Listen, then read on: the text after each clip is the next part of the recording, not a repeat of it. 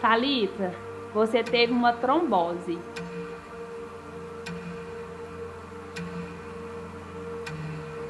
Ele quase chorou junto comigo, gente, porque eu chorava tanto, mas tanto.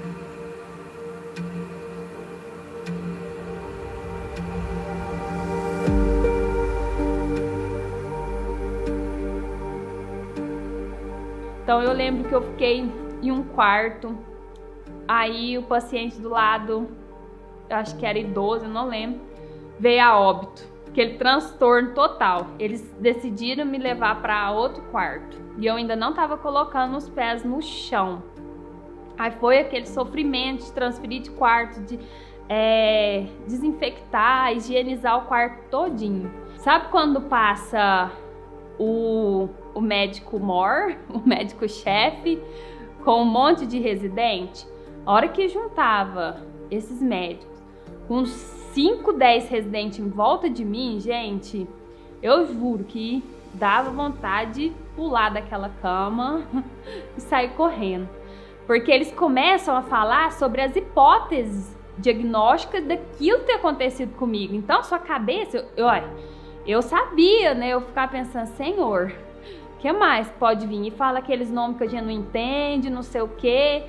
E eu ficava olhando assustada. Hoje em dia eu me posiciono e questiono tudo, mas eu lembro que na época eu ficava apavorada com aquele tanto de gente em volta de mim, minha mãe do lado, e eles passando, né, meu prontuário. Mas muito nova, sempre questionavam a minha idade, 23 anos, o meu tipo físico, magra, sem nenhum outro tipo de doença que justificasse essa trombose espontânea, né? Então eu sei que chegou o dia de eu ir para casa, porque eu comecei a dar conta de andar. O médico falou que enquanto eu não tentasse andar, eles não iam me liberar para casa. E ninguém quer ficar no hospital, né, gente? Pelo amor de Deus, é terrível. Foi a minha primeira internação na vida. E o médico falou, enquanto você não andar, não vai para casa. Então eu comecei a esforçar. Eu e minha mãe andando pelo corredor, andando, até que normalizou meu sangue. E eles me mandaram para casa. Nesse entremeio, eu perdi a festa da faculdade. Eles tiveram a festa, eu não pude participar. Foi a primeira festa, né, que compôs as fotos do álbum de formatura e fui para casa. Fui de cadeira de roda, porque não dava conta de andar longas distâncias, levantava, porque dói pra caramba. Fui para casa... ficar em casa e afastada da escola, de todas as atividades, mais 30 dias. Eu ficava da cama pro sofá, do sofá para a cama, fazendo exercícios. Comecei a pensar um pouquinho mais sobre a trombose. Mas eu meio que evitava, eu pensava, gente, juro para vocês, que depois minha perna ia desinchar, que não ia ter mais nada, gente super otimista, mas negando a doença, porque eu já tinha consciência da gravidade. E em casa, como eu estava no último período da faculdade, e eu sempre tive o sonho de fazer mestrado, sempre gostei de estudar e ler, eu comecei a me preparar para o mestrado. Não conseguia ficar sentada porque as pernas doíam.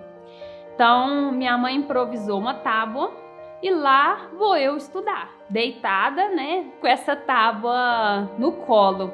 Eu tenho os rascunhos até hoje, porque foi tanta luta. Eu rascunhei todos os livros que eles exigiram para o mestrado.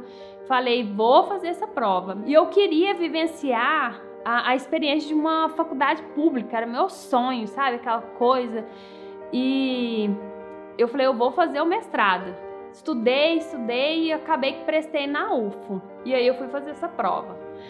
É uma prova de mestrado, são várias questões, na época eu acho que foram 5 ou 6, é dissertativo, gente, não é de marcar X. Eu lembro que eu fiz essa prova, eu falei, eu tenho que dar certo em alguma coisa.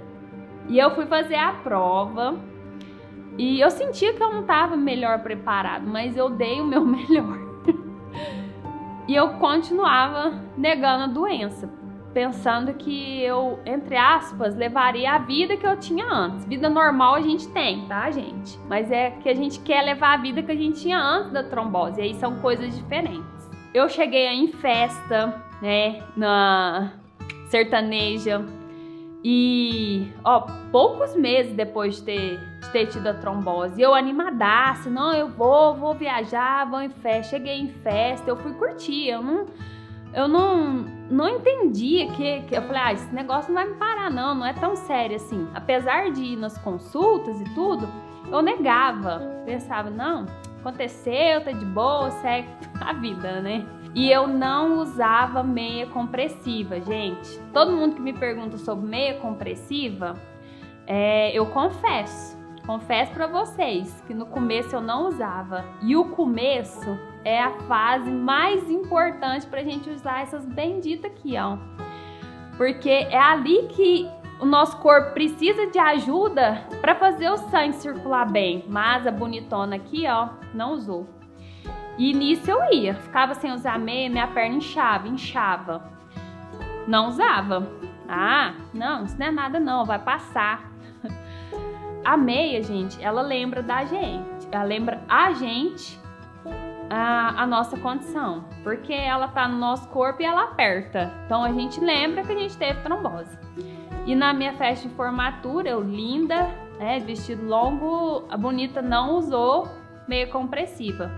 No outro dia, porque na época eu não filmava, não tirava foto, mas minha perna, vocês não têm noção, começou a vermelhar, inchou absurdo. Eu tive estria na altura do bumbum, porque incha, desincha. Nossa pele não aguenta. Então eu neguei o uso de meia compressiva. E eu não tinha consciência da importância das meias. Recebi a notícia do mestrado que eu tinha passado.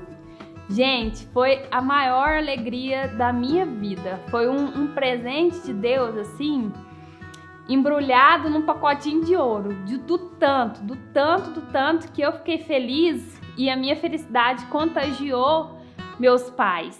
Porque depois da perda do meu irmão, querendo ou não, toda a casa muda, toda a sua relação, toda a sua família muda, né? A gente sente falta da pessoa, especialmente porque ele era muito, muito querido. E a gente tinha uma relação de irmão muito gostosa. Então, a notícia de passar no mestrado, que vitória, sabe? Foi uma sensação esplêndida. E na minha formatura, eu estava comemorando tanto a minha graduação quanto a oportunidade de ingressar no mestrado.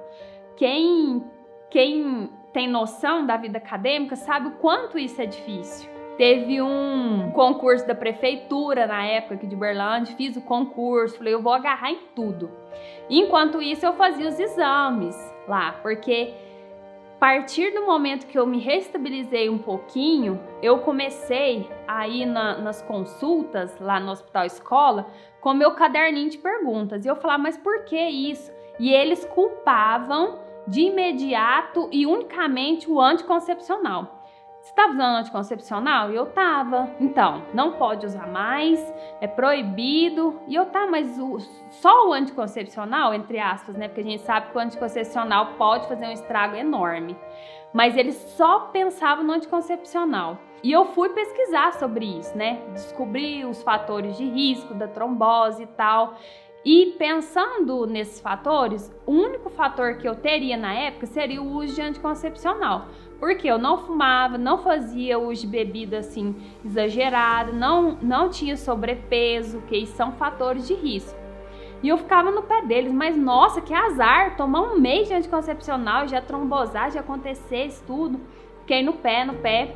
E aí eu sei que chegaram na conclusão que iriam pedir um rastreio de trombofilia para mim. Então eles decidiram avaliar se eu tinha essa carga genética. E na época, eu lembro o nome desse médico até hoje, ele trabalha aqui em Uberlândia. Esse médico foi me dar a notícia. Ele quase chorou junto comigo, gente, porque eu chorava tanto, mas tanto,